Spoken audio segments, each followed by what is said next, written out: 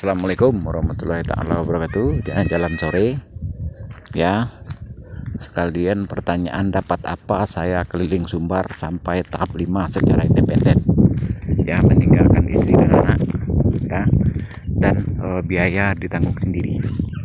Padahal di rantau ini saya bisnis tanah, bisnis perumahan ya, bisnis ladang, bisnis sawah, ada keuntungan pribadi. Disinilah hanya orang-orang yang peduli adat dan budaya secara tulus dan ikhlas lah yang bisa memahami ya. Ke kebun kita lagi ya, ngelihat akasia sama alpukat ya.